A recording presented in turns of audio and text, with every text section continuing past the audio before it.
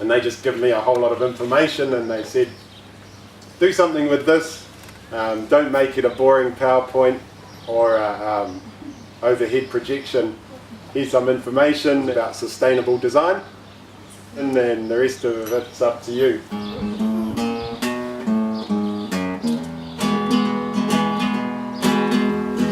Hello, punters. Once upon a time, there were 3 little pigs. And the time came for piggies to leave home and seek their fortune. Why did they have to leave home? Because through lack of foresight and the application of unsustainable design practices, they'd exhausted or polluted all their local resources. Naughty piggies! Now they don't always tell you that in the fairy tale.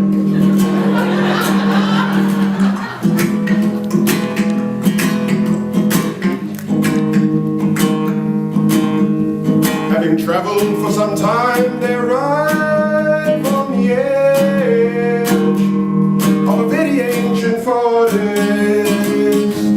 A very ancient forest. Settle down, plan and build their own separate home.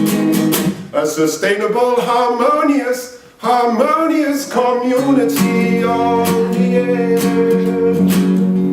of a very ancient forest, an exceedingly very ancient forest.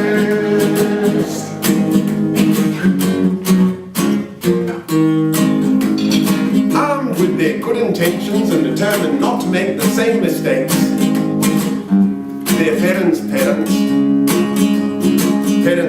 had made, the little piggies ask themselves as many appropriate questions on sustainable design as any 3 little piggies could genuinely be expected to come up with.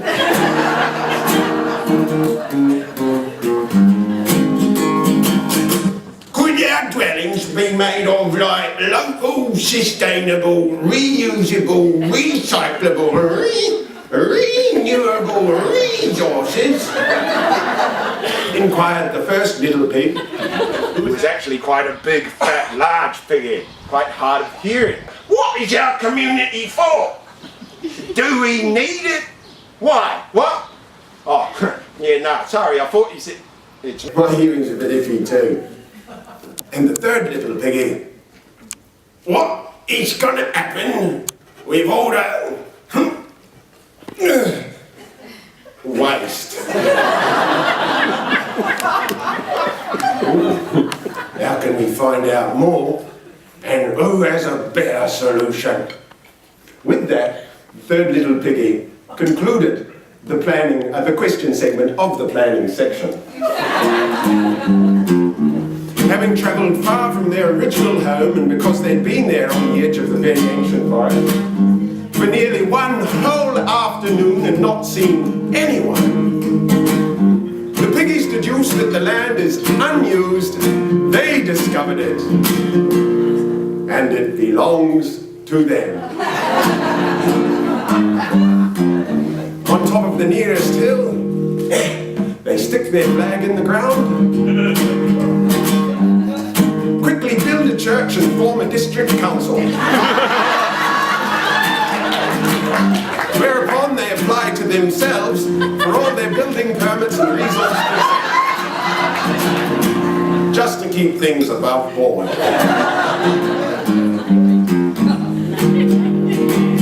Now there were fields and fields of straw surrounding the forest like a prairie. So the first little piggy, in conjunction with keeping it local, built his house entirely out of straw. But before he could do that, though, first he had to clear the western flank of the property of all the gorse. He wanted fast, eye-pleasing results as soon as possible, so, after much arduous labour, he eventually replaced the gorse with a selection of young PB3 native seedlings that would one day grow up as a large shelter belt, protecting him from the predominant wind and as a source of firewood in years to come. The last thing he wanted was gorse, spoiling everything.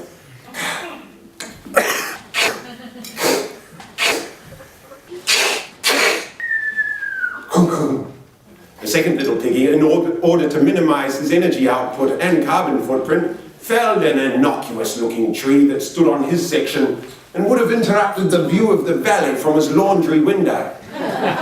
From that tree, he built his house. The third, industrious little piggy, set to work, building his house from the very ground upon which he stood. From this earth, he moulded mud bricks.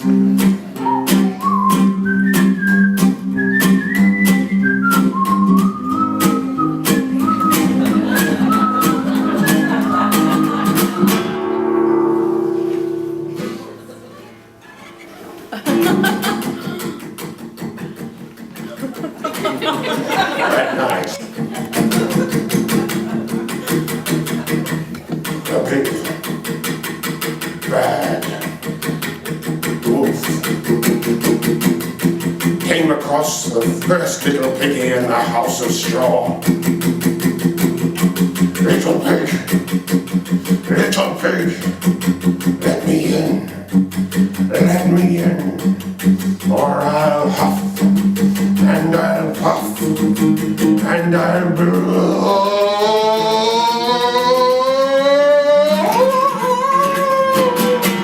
your house in. Snarled the big bad wolf.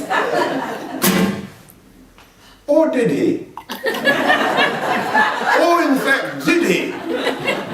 Let us not forget that history is always retold and resold to us through the eyes and propaganda of the victor.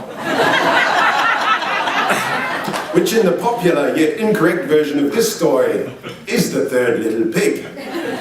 So allow me, if you will, allow me to contextualize the big, stigmatized, manafenua, misunderstood wolf. It is a little known fact that when stressed, the wolf suffered from involuntary mental cogitations instigating near intellectual implosions from the sheer weight of facts and figures his mind would uncontrollably spit out. A rare anxiety condition, acronym UIDD, aka Unstoppable Inner Dialogue Disorder. On top of that, he was an asthmatic. An asthmatic addicted to the late-night television show, David Letterman. On the night of the incident under scrutiny, the wolf's own wind-powered television set was playing up. So, as it was still early, he bounded off to his colleague's cave, hoping to catch his favourite show over there.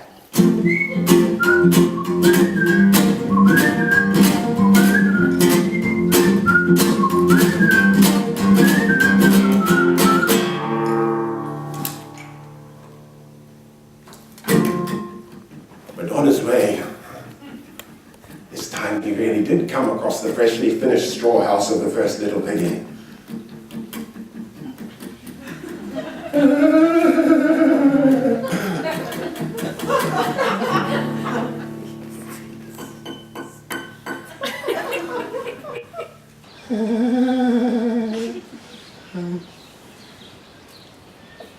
The wolf gulped, knowing that conspicuous, surprising structures such as the invasion of newly built houses within what remained of his territory would definitely pique the interest of his mental disorder, and he'd be left with a discharge of associated pontifications. And sure enough, his UIDD kicked in and Wolf found himself wondering whether whoever this was that had literally made themselves at home here realized that all this straw and crops grown for building enviro homes and biofuels stood where just 1 year ago the forest stretched on and on as far as the eye could see in every direction, but they chopped it down to harvest wild berries for exclusive health drinks and to build wooden pallets for transporting eco-products in coal-burning boats, planes and trains to all the four far-flung corners of the globe. Wolfie found himself wondering whether or not they knew that he'd never disenfranchised anyone to live in his house, the ultimate eco-apartment, a rock cave, carved into the earth by a molten lava flow thousands of years ago. In fact, he shared his dwelling with ants, mice, rats, bats, spiders, scorpions, snakes. You want to talk about community? Asked the wolf.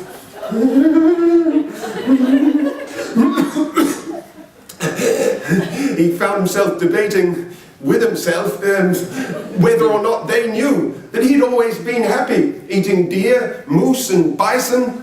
But since most of them had disappeared along with the deforestation of the colonial pig pioneers, he had at times, out of necessity, been forced to supplement his diet by consuming them, the pig immigrants themselves instead. But was it his fault? Was it his fault they chose to eliminate his food source and then encroach further and further and further into his clearly marked boundaries? Did they not realize wolves need to eat up to 10 pounds of flesh every day, and that is just their sustainable design, not their bad or felt? Yeah, just my job as a part of the whole circle of maintaining the natural balance. Hey, where's that old wooden tree gone?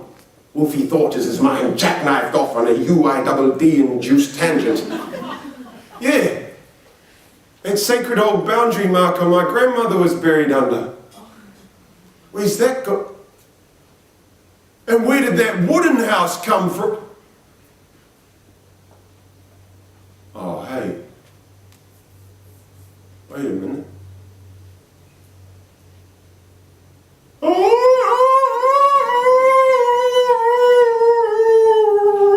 Consultation!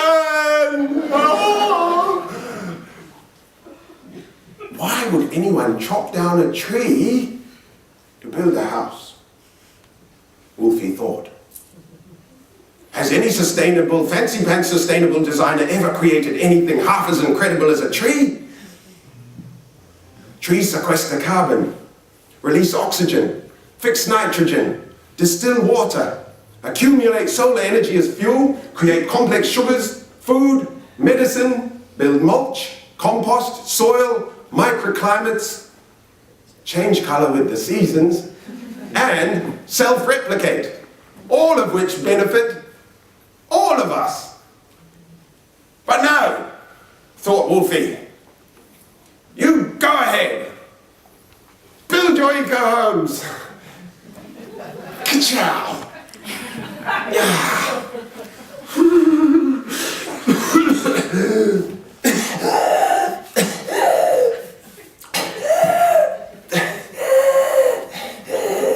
Wolfie's mind raced on and on.